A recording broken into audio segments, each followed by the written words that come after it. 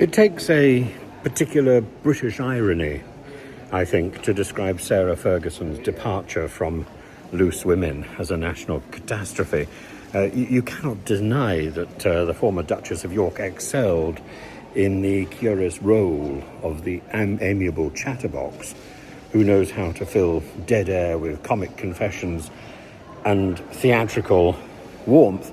So once her arrival was seen as a masterstroke, and ITV executives reeling from the scandal of this morning seized on Fergie as a kind of buoyant redeemer after Philip Schofield's reputation imploded and Holly Willoughby fled the spotlight amid an unhinged plot against her life.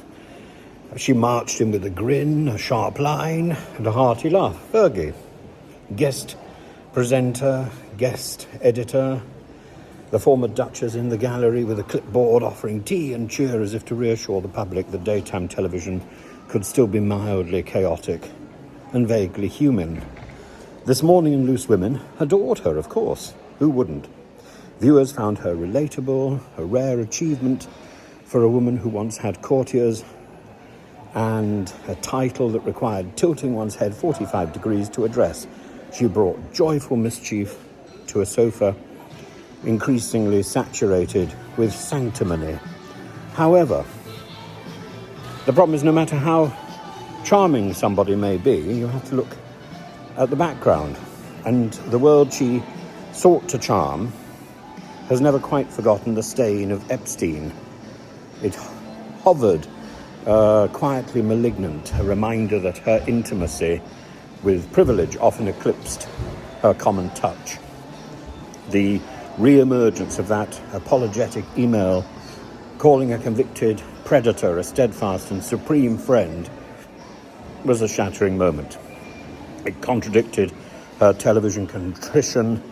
It made political the personal. It made ITV, already nursing institutional wounds, decide it didn't need a moral migraine to accompany its ratings anxieties. Jane Moore's rebuke captured the new mood. Not merely an unfortunate lapse, but craven greed and self-preservation at the expense of victims. In a post-Schofield, post-Brand broadcasting ecosystem, networks are hypersensitive, and there's no room for a panelist who invites uneasy questions like why, in the first place, a senior royal was borrowing money from a man later prosecuted for abuse. Now ITV sources speak in that chilling corporate past tense. There was once such high hopes for her. She was very much part of the plans, but no more. The warmth that greeted her in 2023 has congealed into reputational frost. It's tempting to pity her, of course. Sarah often plays the ingenue, but one must also acknowledge the pattern. A fondness for the glittering life, a thirst for access, a willingness to overlook the stench of those who provide it. Her life resembles a cautionary parable about the perils of clout chasing, and yet sincerity does flicker behind and beneath the caricature. She was never dull. She could laugh at herself. She could produce a story or five, actually, before the author could turn a page.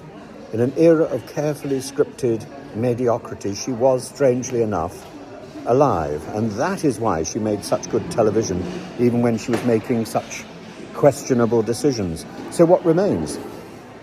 A woman in late middle age, discarded once again by the establishment she always tried to serve, a reputation collapsing in tandem with her ex-husband's, a royal household eager to see the back of her at Royal Lodge, and a public torn between schadenfreude and genuine fondness. One lesson survives. If you insist on keeping company with darkness, even the bright lights of daytime TV cannot protect you forever. Loose Women will carry on, its panel rotating, its laughter slightly brittle, its moral certainties loudly proclaimed. Fergie will carry on too, with defiance, with charm, and perhaps a therapist on standby. The tragedy is not that she's been axed from ITV. The tragedy is that she always believed television could be her redemption, when history kept returning to write her as its punchline. That's the problem. She makes good television, but mostly when it comes to relating stories about her most recent scandals.